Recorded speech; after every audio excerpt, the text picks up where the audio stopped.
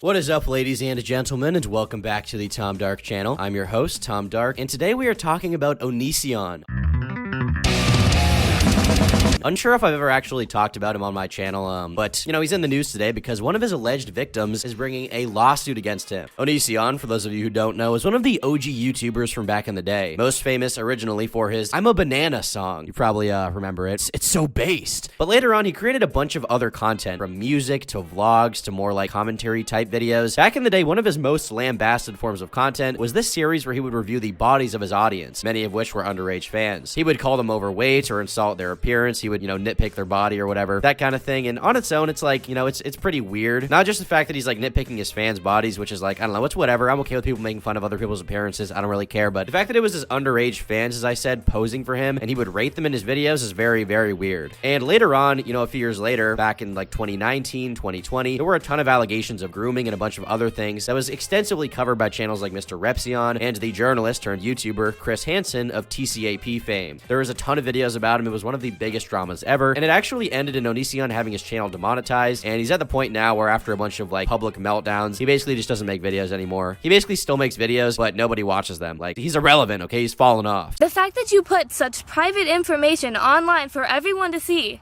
that was so confidential. Like, please leave me alone like I've asked. I asked you to stop using my name and my information in your videos, and you told me that you would. You asked me to stop contacting you, and again today you posted a video with a screenshot of our email conversation with my name in it. Hey. Get the camera off of me, I swear to God. He has a camera on me. He has a camera on me right now. Get the camera off of me. I just can't get over the fact that you're that person. Like, that's how low you had to stoop just to try to prove that you're right. So why am I talking about him? Well, most recently, one of his apparent victims has filed a lawsuit in the state of Florida against Onision, alleging abuse and a whole bunch of other things. And this lawsuit has been making the rounds a bit, being covered on YouTube by people like Repsion, of course, and it's also gotten its own Rolling Stone article, which as far as I know is kind of a big deal. They're a decently popular, or at least, decently respected publication. Controversial former YouTube star Onision sued for alleged grooming. Disgraced former YouTube star Onision has been accused of using his popular YouTube channel to recruit, solicit, and groom underage children into having sex with him, according to a civil lawsuit filed in federal court Wednesday. And this article goes into his background a bit as a YouTuber and sort of details his fall from grace a little bit, so to speak, and then goes on to explain the details of the lawsuit itself. The person suing them is named Regina, and the people she is suing are Onision and his partner, Kai, or Lanybot, or now Lucas Jackson. This may get a little confusing, I apologize, but these people all change their names often and, stuff like that, so it may be a little difficult here and there, but I'll try my best to keep you kind of, narratively in the story. And she has also added Google and YouTube to the lawsuit, meaning that she's also taking them to court. Yes, she is suing fucking Google and fucking YouTube. This complicates things a bit, as you can imagine. Wednesday's case is the first known legal action to be taken against the YouTuber following several allegations of abuse and grooming in 2019. Onision, 37, also known as Greg or James Jackson, did not reply to Rolling Stone's request for comment, but he has consistently denied claims of abuse and grooming. According to plaintiff Regina Alonso, Jackson and his spouse, Lucas Jackson, used the channel's popularity to groom Alonso from age 14 to 17, encouraging Alonso to send flirty messages and naked photos. The three began dating.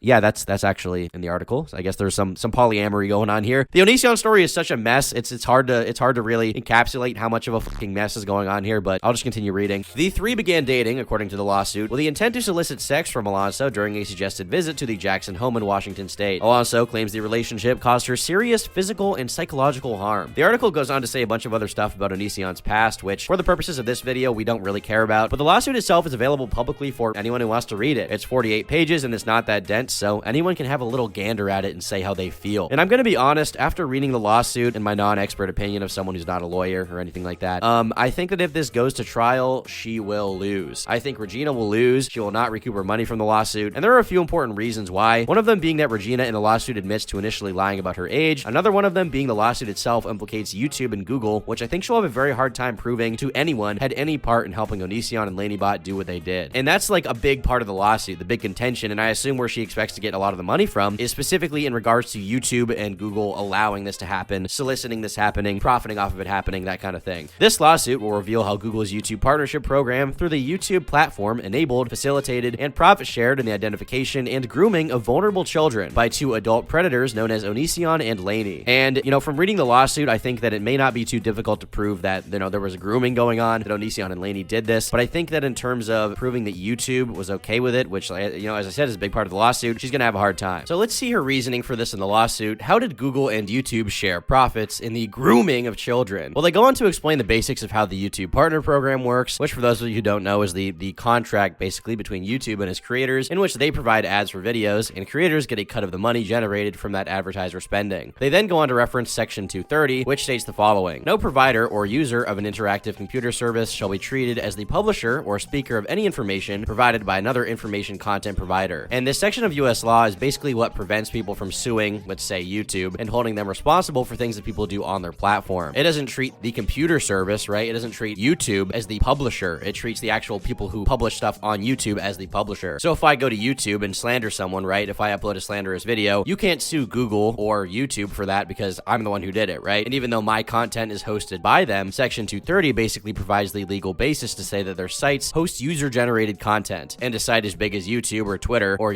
something as all-encompassing as Google cannot be held responsible for that content because so many people upload stuff to YouTube, so many people use Google. So how could Regina hold them responsible for what Onision and Laney did? Well, the lawsuit's explanation is that YouTube profits off of controversial content, and therefore they should be held responsible. They say YouTube's recommendation system is responsible for generating the majority of all user viewing time on the platform, and much of the most interactive with materials involve controversial, intense, violent, and extreme views. Defendant YouTube pays its YouTube partners to create content because it benefits from increased user activity, which in turn increases advertising revenue and other promotional revenue sources. A former Google executive was quoted in the Wall Street Journal saying, "There's this idea that the search algorithm is all neutral and goes out and combs the web and comes back and shows what it found, but that's total BS. More than 70% of the videos watched on YouTube are videos recommended by YouTube's non-neutral algorithm in an effort to drive user engagement and therefore advertising profits. YouTube allows YouTube partners to monetize their platforms on its product to generate revenue for itself and its users, including YouTube partners that violate the community guidelines and laws prohibiting the sexual exploitation of children. YouTube's product was built to promote hateful, harmful, and controversial content as it is the most engaging to its users, including its minor users." And they basically claim here that YouTube profited off of the grooming of children because they allowed Onision to operate so long on the platform and reach an audience of people like Regina through YouTube itself. Obviously they reference controversial content, they reference hateful content to say that, oh, well, YouTube profits off of controversial stuff. When my obvious, instant response would be, well, yeah, YouTube profits off of what people want to see. If people want to see controversial content, then, they'll be fed it. That's what the algorithm does. The algorithm ultimately is relatively fair, relatively egalitarian. It's built to,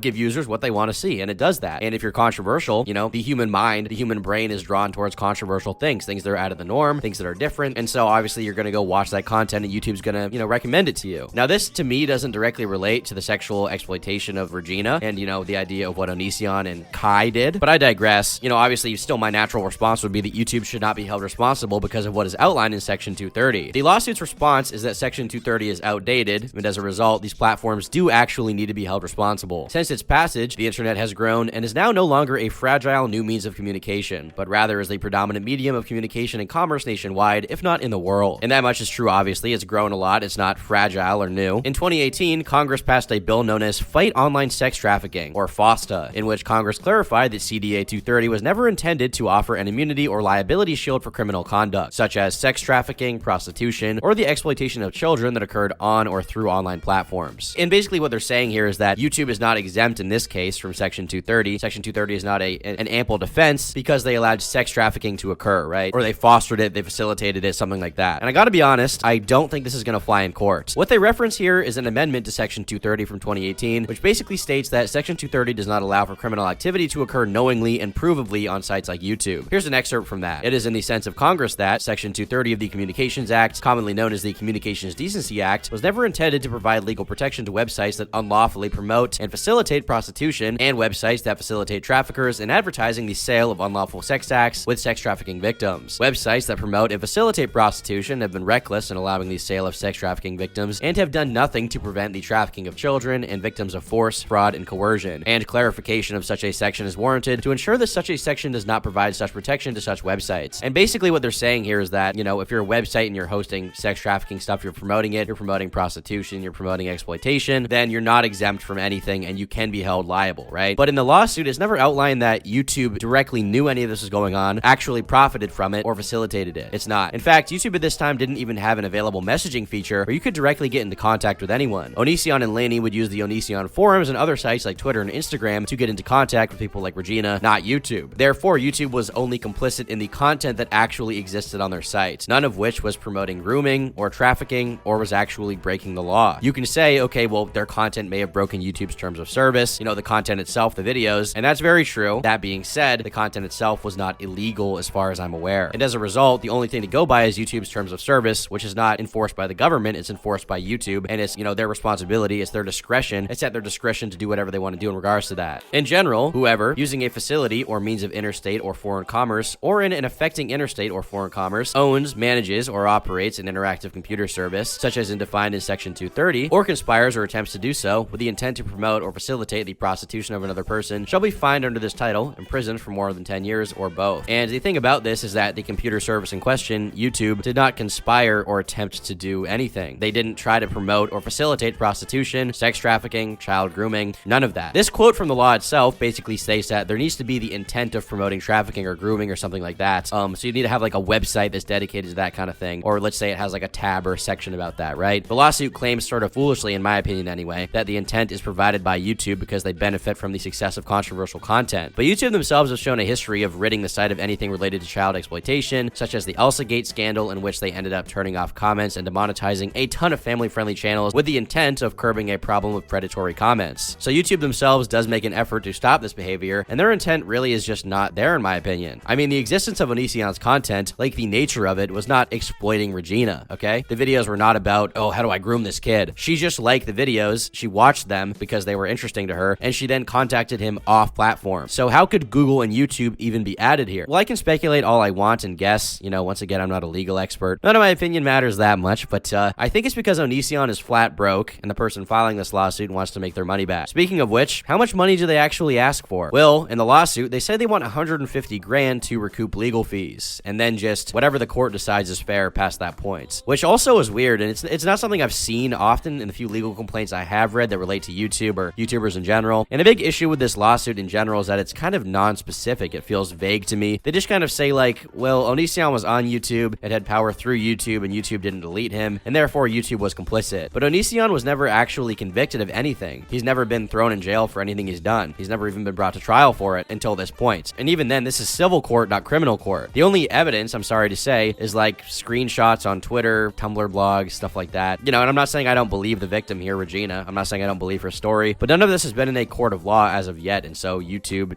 they have no legal responsibility in my opinion. They also, in the lawsuit, link a bunch of articles referring to radicalization and stuff like that on YouTube. They link this New York Times article called YouTube, the Great Radicalizer, and they're basically making the argument that YouTube wants controversial content because they recommend it to people through the YouTube algorithm and shit like that. They're talking about like, hateful stuff, the alt-right, that kind of pipeline stuff. And this is something that I fundamentally disagree with because my whole life philosophy here agrees with Section 230 and the principle behind it much more than the law itself. YouTube and the internet in general would not be able to exist and prosper in the way they have without the existence of Section 230. Because Section 230 basically holds that YouTube is not just this one private company, right? It recognizes the fact that it's much larger than that. It's much larger than a store or something like that. It's so all-encompassing, there's no way that they could possibly police all of their content. In the end of the day, YouTube only shows people content they want to see. In my opinion, they shouldn't be held responsible for whatever that content may be. Obviously, if there's illegal content and they're alerted of it, then they should remove it, but that's not one of these cases. And here itself, they never actually show that the content itself was even egregious. It's just that Onision was on YouTube or whatever and was famous and then had fans. I mean, what could YouTube even do to prevent that? Like, he was just making videos and getting fans. And this is sort of a touchy issue because I do feel bad for the person here in question. They don't deserve what happened to them, right? Lainey and Onision seem like pretty bad people who talked to someone who was far too young for them to be talking to. The lawsuit even alleges possession of CP and sex trafficking, which is very fucked up. They explain how Regina got into contact with Lainey, and Lainey supposedly groomed her at the age of 15 years old. Regina initially told Lainey she was 19, but quickly clarified that the real age was 15 years old. Lainey was not deterred from sexually pursuing Regina upon finding out her real age. Regina and Lainey went from speaking occasionally to speaking daily, and Regina soon considered Lainey to be a best friend based on the level of sharing and intimacy between the two. Lainey continued to flirt, groom, and condition Regina when she was 15 to 17 years old. Lainey frequently had highly sexualized conversations with Regina. And once again, I do feel bad for Regina, and I'm gonna go out on a very strong, limb here and say that, what she's saying about Onision is probably true, but the idea that YouTube had anything to do with it or should be held responsible in any way is something that I just fundamentally fundamentally disagree with, and I think that a civil court would fundamentally disagree with it too. Every precedent would indicate that to me, at least. I mean, even in the lawsuit itself, they say that YouTube did eventually demonetize Onision's channel. In a screenshot shown in the now deleted video, a statement from YouTube read, "We are also concerned about allegations of off-platform behavior related to child safety that could cause significant harm to the community, violating our creator responsibility guidelines within our YouTube partner program policies. These guidelines explain that we don't allow egregious behavior that has a negative impact on the community. Therefore, we have determined that your channels, Onision, Onision Speaks, and Uh-Oh Bro, will be indefinitely suspended from the YouTube partner program and no longer eligible to monetize." So it's just like, you know, what more did you expect them to do in this situation? I don't really know what they expected them to do. And going against a company like YouTube and Google, you can be sure that they have the money to hire competent legal representation who will fight tooth and nail against these allegations. This is not a lawsuit. They want to go favorably for the plaintiff. Now, Repsion did make the points that there was content on their platform that violated their terms of service that was up on their platform for years, apparently from Onision himself. It blows my mind how a lot of that content that he made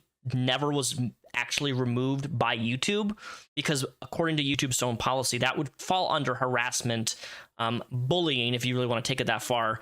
But it's just, it blows my mind that it took as long as it did for his channel to even be demonetized by YouTube, and it was all after the Chris Hansen publicity that went down that it really was taken seriously. And this is a good point, but at the same time, you cannot expect YouTube to demonetize everyone and delete everyone's channel, you know, get rid of every piece of content that violates their community guidelines or terms of service. YouTube is the biggest video sharing platform in the world. It is used by billions of people every single day, and 30,000 hours of content is uploaded to their website per hour. Per hour. 30,000. There is no force of people you could possibly employ to review this content accurately and fairly to make sure that none of it is offending. In the lawsuit, they do state that a few journalists messaged YouTube employees telling them to look into this and making them aware of the allegations, but once again, for legal purposes, these are still allegations. None of it has been proven in a court of law, so they're not beholden to necessarily act on it in that way. And I'm someone who loves to criticize and shit on YouTube and be critical of them, okay? But I don't think that this is a fair criticism to make of them at all, and I don't think that they should be held liable in court. Onision and Lainey should be held liable because they're the people who did what they did to Regina. YouTube is not at all. But I guess we'll see what the jury says, because in the end, it's not up to me. It's up to the court what happens here. If you guys like this video, be sure to leave a like. If you disliked it, then leave a dislike and drop a comment down below giving me your thoughts. It's always good to hear what you guys have to say about these situations, especially stuff like this where it's sort of this weird internet world merging with the legal system. We're definitely in for a little ride, and I'll probably be covering it as it develops. You know, we may see some public court stuff, so I'm curious to see if there's any news. In the meantime, check out my Discord at turkeytom.gg, my website at turkeytom.net, and I will see you all in the next video very soon. Bye. Leave me alone. Leave me alone.